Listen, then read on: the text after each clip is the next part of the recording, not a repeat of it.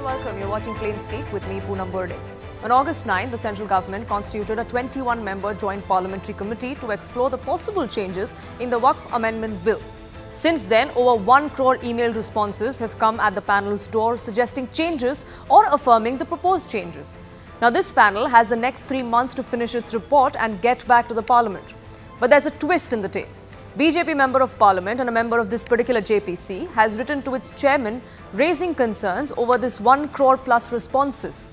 Nishikant Dubey has claimed that this unprecedented volume not only sets a global record for legislative submissions, but it also invites scrutiny over the intent and motivations and sources behind these communications. Nishikant Dubey believes that it's vital that this committee addresses these concerns head-on. It's important to ensure integrity and independence of this entire process, he says. I'll take you through those details in just a bit, but this JPC is undertaking a mammoth consultation process. Its members will visit at least 5 major cities in the next 1 week. Mumbai, Ahmedabad, Hyderabad, Chennai and Bengaluru is where they're going to be seeking feedback from. They will be meeting government officials, legal experts, the state Waqf board members and community representatives, and all of this exercise begins tomorrow, will go on until the 1st of October. Now, right from the time when the bill was introduced in the parliament and then sent to this joint parliamentary committee, a united opposition has cried foul over the intent and motive behind it by the central government. Even today, Asaduddin Owaisi said that the bill was presented to finish the Waqf board, and there's nothing about transparency in this, he said. But the centre has time and again slammed those spreading false propaganda, and what they say is nothing but misleading the Muslim community. So why then are we seeing an attempt to muddy the waters? Should we not wait for this JPC to finish its exercise before jumping to conclusions? Now, Nishikant Dubey has called for the Ministry of Home Affairs to investigate. He wants an MHA-led probe into the sources of these submissions, citing possible intervention of external forces. If true, that would be a worrying scenario. Now, here's what he said in that letter that he wrote to the JPC chairman. His first demand, and what he pointed out in that particular letter, is that where did these 1 crore responses come from? He then said that there is an investigation that's required, investigation into these fundamentalists like Zakir Naik, who had very recently put out a video asking for people from the Muslim community to oppose this bill. That needs to be investigated, says Nishikant Dubey. He says that the role of foreign powers like the ISI and China must also be investigated. We cannot allow external factors to dictate us, is an appeal that Nishikant Dubey is making via this letter. He says that these probe findings must be circulated to all JPC members as well. Now, the BJP MP added that this investigation is critical to preserving its fairness, its integrity and the independence of this entire exercise and the deliberations. He believes that if there is an external influence indeed, then that may saturate legislative process with pre-drafted suggestions or demands. That's his worry. What he also said is that attempts could be made to sow discord and polarize public opinion, which is why this exercise or investigation of this exercise is required, says Mr. Dubey. He says that there may be involvement of those who are orchestrating a deluge of submissions to further extremist rhetoric. It's a ploy which needs to be investigated, he says. Foreign actors have a hand in destabilizing India and undermining our democratic process, and that cannot be allowed to happen, and hence this investigation by the MHA is important, says Nishikant Dubey. Now, he has named Zakir Naik in his letter, and for good reason. The Islamic preacher is wanted in India for alleged money laundering and for his hate speeches. Now, 2 weeks ago, he posted a video online. He put out a QR code in it. There was a URL that was present to an online petition. He asked anyone who was watching his video to reject this amendment bill. The controversial preacher had said that this proposed law bore evil repercussions. Now, Union Minority Affairs Minister was quick to respond to him and call out his propaganda to mislead innocent Muslims in this country. Zakir Naik had asked the Muslim community to send their rejection of the Waqf bill to the Joint Parliamentary Committee, but the centre made it clear that it has no locus standi, that Zakir Naik is not one to have an opinion in the first place, and it was only an attempt to create communal differences in the country. Zakir Naik then put out a number. He said at least 5 million Muslims must send their suggestions by September 13th to this particular committee. Kiran Rijiju, the Union Minister, warned against such propaganda, setting the wrong kind of narratives. But despite that, we have many within the opposition come out and raise an alarm. So is there a reason to worry over this external role? Is there an external role at all? Or should it be investigated at least to make sure that there is none? Or is this just an attempt to derail the Waqf bill? That's what we debate tonight.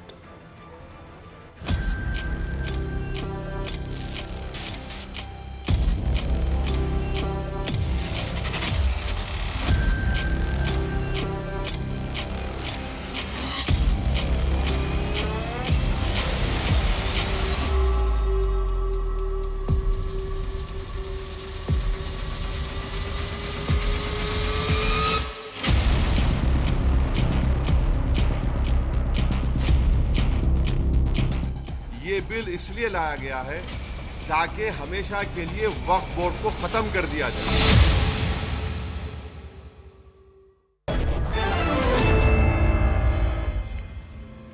Let me open this up. Rohan Gupta, spokesperson of the BJP, Adil Hassan, spokesperson of the AIMIM, Tariq Khan of the Samajwadi Party, and Vishnu Shankar Jain, advocate of the Supreme Court, join us on this broadcast.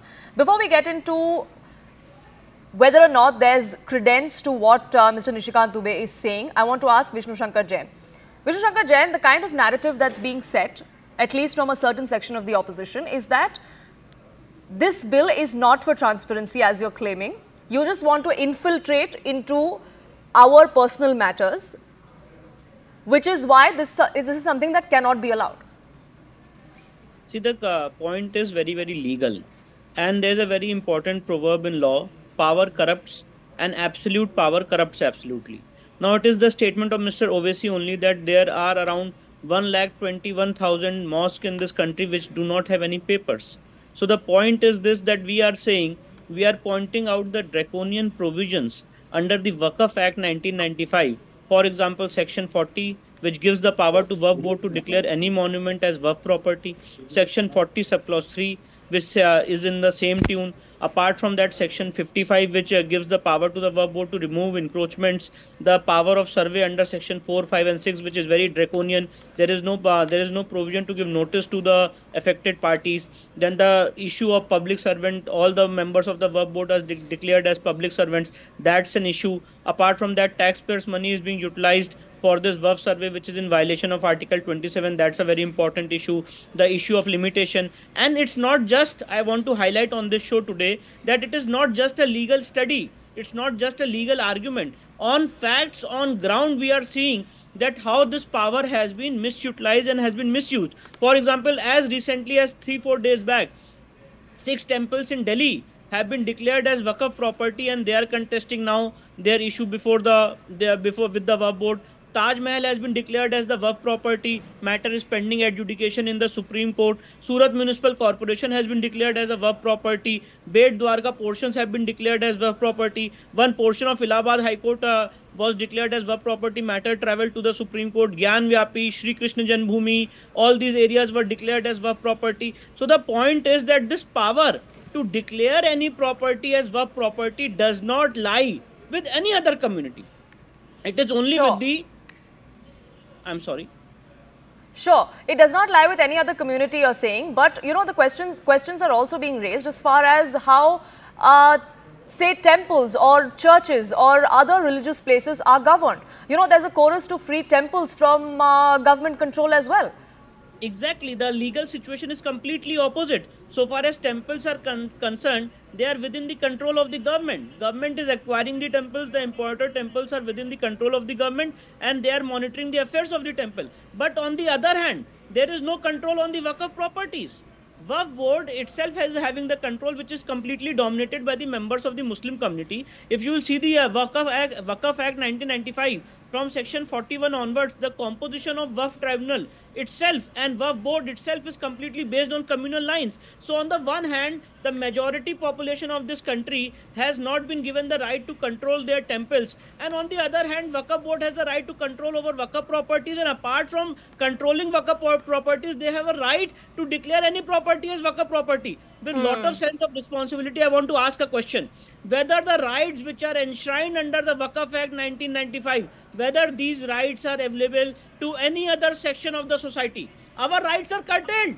in violation of Article 14, and for that a separate legal fight is going on. But so far as the Waqf Act is concerned, their rights are enlarged and they have the independence also to manage the Waqf properties. Tell me one mosque in this country, one mosque or one church which is under the control of the government. Give an example. Which mosque or which church in this country is under the control of the government? Sure, Adil Hasan, as far as control and who has that control, how that's exercised, whether there is any scrutiny on that control being exercised, that's one part of it. But what Nishikant Dubey has said today is that there seem to be people who have no locus standi in this entire democratic process or legislative process are trying to meddle, and that needs to be investigated. Would you agree with that sort of a call? Because that certainly would not be in the interest of this country. First of all, I want to answer that Ajmer Shrine Board, Ajmer जो मस्जिद है, जो दरगाह है, वो government body के under में आता है. उसको बोर्ड में सरकार उसको अपॉइंट करती है, भारत सरकार अपॉइंट करती है. विष्णु शंकर जैन इतना बेचैन मत होइए, आप सुनिए जितना सुनाओ. सबसे पहले आपको जो काशी बोर्ड है उसमें एक भी नॉन मुस्लिम नहीं रह सकते, सिर्फ हिंदू रह सकते हैं, सिर्फ हिंदू रह सकते हैं. इंडोनमेंट बोर्ड तेलंगाना, उड़ीसा, तमिलनाडु, आंध्रा में सिर्फ हिंदू रह सकते हैं. हिंदू मतलब सिर्फ जैन नहीं, पारसी नहीं, सिख नहीं, सिर्फ हिंदू रह सकते हैं. गया में माँ बोधि ट्रस्ट है, उसमें मुस्लिम अगर डीएम वहां है तो वो डीएम भी मुस्लिम है, वहां का मेंबर नहीं रह सकता है, सिर्फ हिंदू रह सकता है. ये जो बात, जब मेरा बोर्ड है, ये कोई भारत सरकार या किसी लोगों ने संपत्ति सरकार का नहीं है. ये हमारे बाप दादा ने अल्लाह और अल्लाह के रसूल के नाम पे गरीब के लिए, यतीम के लिए, लाचार और विधवाओं के लिए दिया. ये मेरी प्रॉपर्टी है, हम इसको जैसे चलाएंगे. आप क्यों इंटरफेयर करना चाहते हैं? मैं आपको बताना चाहता हूँ. सबसे पहले इसमें रिग्रेस इम्प्रिजमेंट था, मोदी सरकार ने रिग्रेस इम्प्रिजमेंट खत्म कर दिया. इस देश में 14 ट्रिब्यूनल है. ये चाहते हैं पब्लिक के सामने सिविल जो वक्फ का ट्रिब्यूनल, उसको मिसकंसेप्शन करते हैं. वो जो ट्रिब्यूनल का चेयरमैन होता है उसको चीफ जस्टिस ऑफ स्टेट का अपॉइंट करता है. वो इन्होंने गलत पब्लिक के सामने करते हैं. तमिलनाडु में जहां पे 1500 साल पुराना मंदिर है, उसमें यह गलत मिस इंटरप्रेट करते हैं. वहां पे थोड़ा लैंड का डिस्प्यूट है, वो सरकार के सामने चल रहा है. और उसमें 1954 के बाद वहां पर कुछ चीज, धार्मिक चीज बनी है. वक्फ बोर्ड की रहम था कि वक्फ बोर्ड ने उसको नहीं नोटिस दिया, वक्फ बोर्ड ने उसको यूज करने दिया. और जो वक्फ का जो सर्वे होता है वो गवर्नमेंट ऑफिसर करता है, और सीईओ जो होता है वो वक्फ बोर्ड का गवर्नमेंट ऑफ स्टेट का अपॉइंटेड स्टाफ होता है, और जो भी स्टाफ होता है गवर्नमेंट का होता है. और आप डीएम को देना चाहते हैं, डीएम ऐसे भी ओवरबर्डन रहता है. जो वक्फ की डिस्प्यूट होगा, कोई भी प्रॉपर्टी, आप डीएम 10 साल तक उस पर निर्णय नहीं लेगा, तब तो मेरी प्रॉपर्टी को कोई भी ले लेगा. और कभी ओवैसी साहब ने ये नहीं कहा कि 1,20,000 मस्जिद, हर मस्जिद का, हर जो मस्जिद है वो लीगल इंटाइटिटी पे है. वो वक्फ बोर्ड का दायित्व है कि वक्फ बोर्ड उसको रजिस्टर्ड करे. और इससे ज्यादा देश में सबसे बड़ा मिसकंसेप्ट फैलाया जाता है कि वक्फ की 10 लाख एकड़ जमीन है, उससे ज्यादा उड़ीसा में, तमिलनाडु में, तेलंगाना में, आंध्रा में 12 लाख से ऊपर हिंदू एंडोमेंट बोर्ड की जमीन है. उस पर कभी कोई चर्चा नहीं होती है. और इस देश में जो वक्फ बोर्ड है उसमें आप महिलाओं की बात करते हैं. सर, वक्फ बोर्ड के प्रॉपर्टी की बात हो रही है क्योंकि ये डिस्प्यूट उठ रहे हैं. आप कह रहे हैं कि ये प्रोविजंस हो जाएंगे इसमें कि कोई भी हमारी प्रॉपर्टी हड़प लेगा, बट वक्फ बोर्ड के खिलाफ यही एलिगेशन है कि आप किसी और की प्रॉपर्टी हड़प रहे हैं.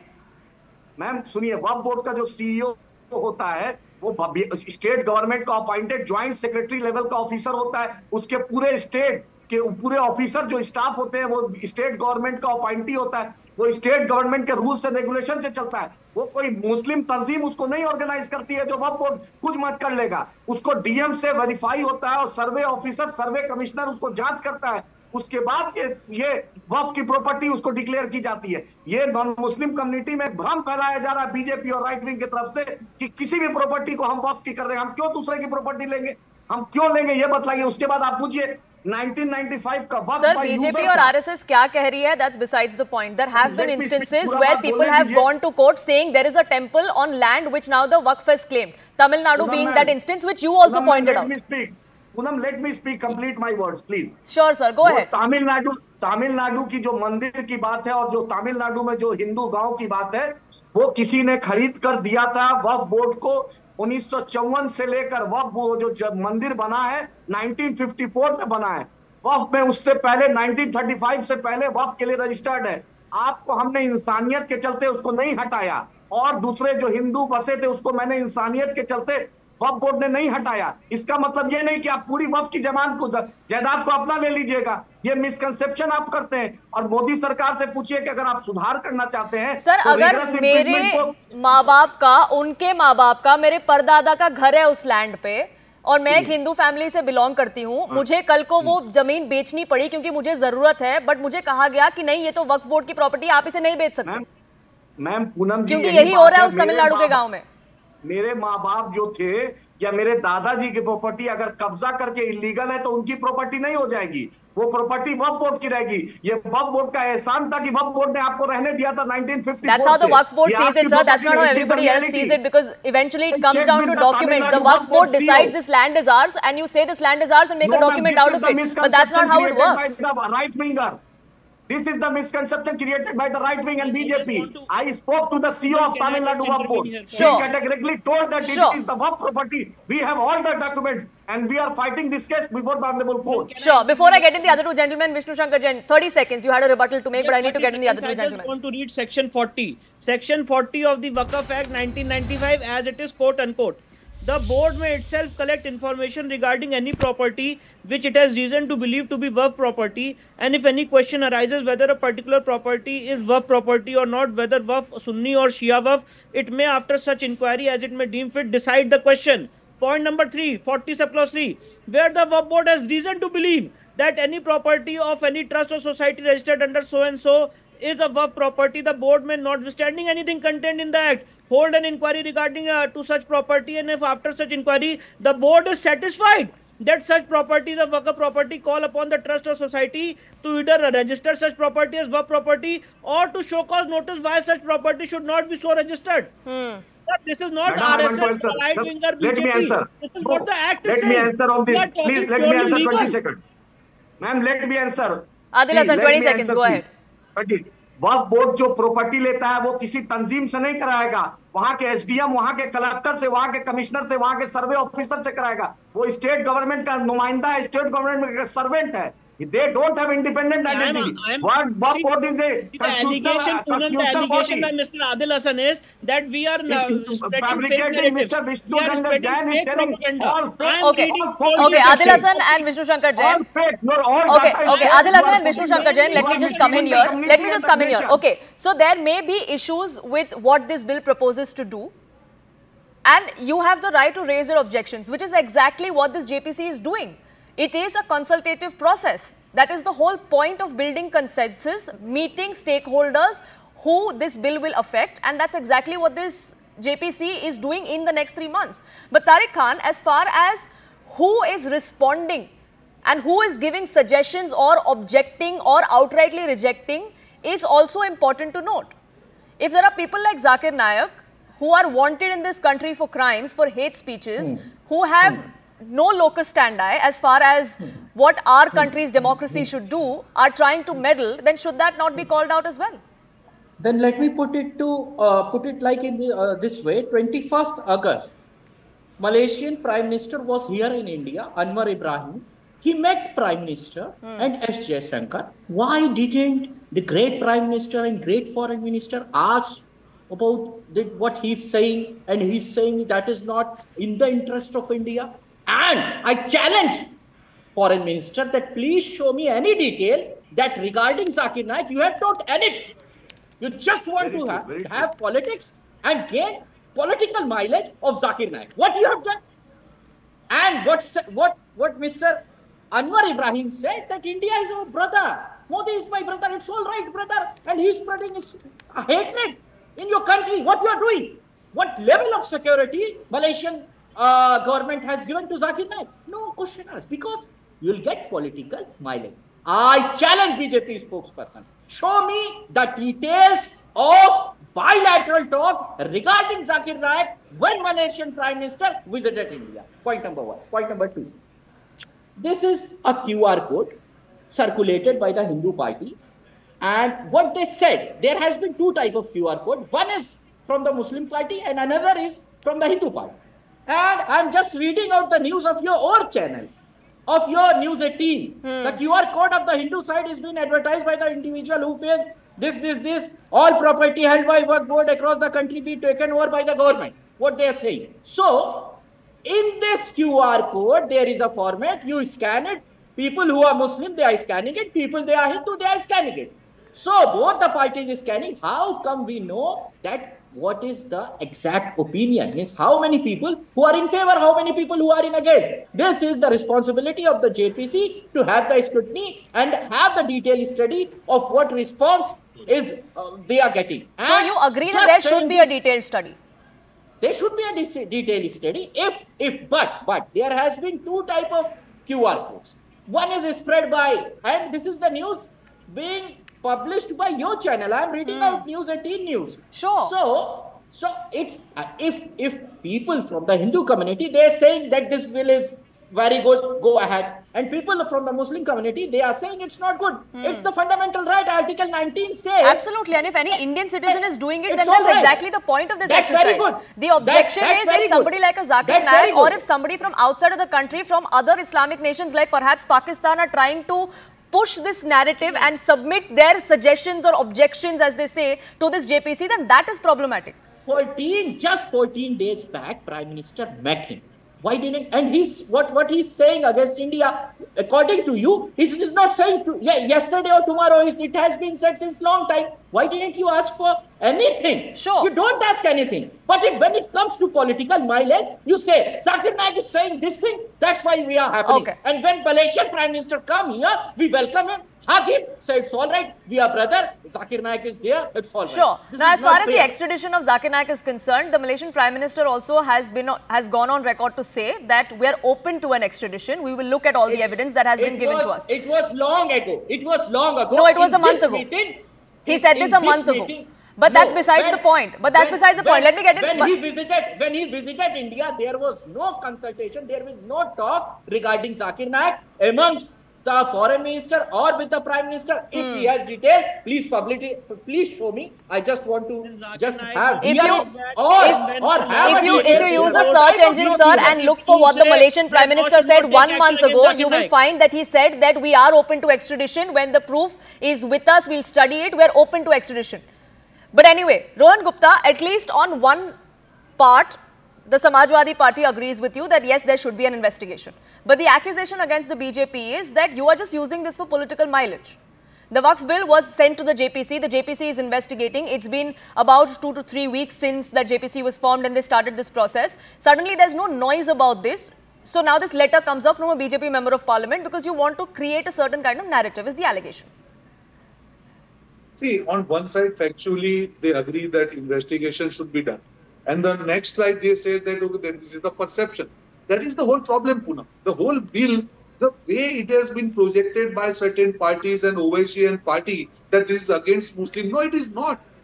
The basic idea of this is bill to ensure transparency, accountability, and to ensure that all the people in Muslim community, they get benefit of this property. What is wrong? Is it against your constitution? No. Is it wrong to ask for transparency? No. It is wrong to establish transparency? No. Accountability? No. No. Then why you are jumping the gun? Just let the process be over. The suggestions are coming up. Why you are just ensuring or inciting the people, the Muslims of India? This is not the way you are flowing up politics. Mr. Owaisi knows that he has lost his ground and the Maharashtra elections are coming, so he has to speak something to the people. But you are doing injustice to these Muslims who are putting faith on you. This is not the time. Let the JPC study all the suggestions. Let them identify if there is any conspiracy or not. Let them categorize all the suggestions. How much to be implemented, what should be done, and then you can say that this is something wrong or right. When the whole process is in public discourse, where it is completely transparent, where JPC is saying that these many suggestions have come, we are going to evaluate. Why you are jumping the gun and saying that this is what BJP wants to do? What is the propaganda BJP is doing here? They are giving everybody right to give their suggestions to JPC. What else the ruling party can do? But that doesn't mean that anybody they have no right to transparency. Let him speak. He's been waiting patiently for the last 20 minutes. Let him finish. I'll come to you. Rohan Gupta. Yeah, sorry, I think you interrupted me. My point is, all my brothers and sisters in Muslim community, they also have right to ensure that they get benefited out of her property. If there are some irregularities are there, the transparency is to be established. What is wrong in that? We should be all open to the new things. We should be all open to the new suggestions, new ideas to ensure that there is transparency. No one should be allowed to take benefit of the old systems. Everything gets upgraded. Why you are jumping the guns? Why you are questioning government every day? Because you want to play your petty politics of votes. You are just inciting Muslims, saying that this is wrong. I'm challenging all my Muslim friends. Just go and read the proposed bill and identify by yourself whether something wrong is proposed, and then you can come. Today it is open for discussion. After discussion, the basic draft will be prepared. That draft will be again shared with all political parties. They will give their comments and the final decision will be taken. Why are you playing politics? Why are you making it Hindu-Muslim issue? No, it is not Hindu-Muslim issue. Absolutely. It is about the government. But Rohan Gupta, you may say that this is an upgrade, but the AIMIM and many others within the opposition or within the Muslim community don't feel so. That's exactly what Adil Hasan has been trying to say. But Adil Hasan, I want to ask you this. Coming back to the question I had asked you initially. Every single Indian citizen has the right to give their feedback to this JPC. Whether they want it, they want this bill, they don't want this bill, what their objections are, they are okay with certain portions, they're not okay with certain portions. Every Indian citizen is eligible to do that. But if a citizen, if a person from outside this country is doing it, then should that not be investigated? Is that not detrimental to the security of this country, that someone from outside could whip up this kind of sentiment or a narrative that then influences the interests of people of this country? Ma'am, in the Muslim citizen of the country, they are well aware of everything. We don't need any outsider help. And I just want to know, Mr. Tariq has raised a very genuine question. Just now, Mr. Modi met Malaysian Prime Minister. What he discussed, and Zakir Naik was the Indian citizen. He went to Malaysia. He was Indian. He have all really the relationship in India. He was born in India. He was from Maharashtra.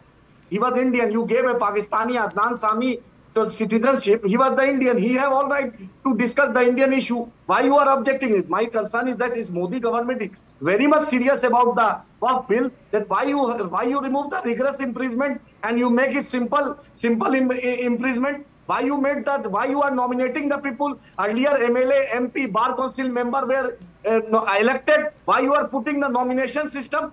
Earlier minimum two women was there. Why you are making the limit of maximum 2 women? And we requested for the SIT on the Waqf issue that all the Waqf properties are encroached in all over India. Why not you constitute a SIT? Why you want to remove the tribunal? Tribunal is an institution where the review petition can be go to the Honorable High Court or Supreme Court. Sure. Why you want to give the collector all powers? And the fact that this has been sent to a JPC, the fact that a committee that comprises of members of parliament from both houses, from all political parties, isn't that testament to the fact that the government is open to making changes if that's what is required? Why Mr. Amit Shah raised the issue before the press conference? Who has authorized Mr. Amit Shah? If Amit Shah can say, that Owaisi Sahib also have all right to say. Who is saying Mr. Owaisi does not have any right to say? That's exactly what I've been saying. Every single Indian citizen, irrespective of what their feelings towards this bill is entitled to have an opinion, as long as that person is an Indian citizen.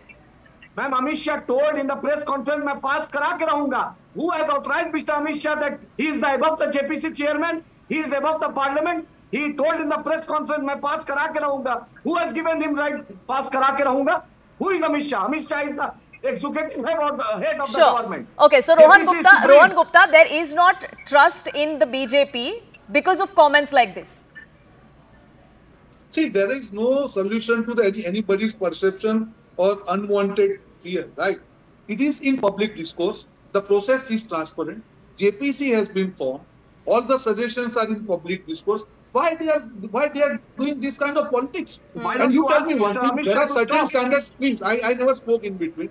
There are certain standards for Hindu temples. There are certain standards for Muslim properties.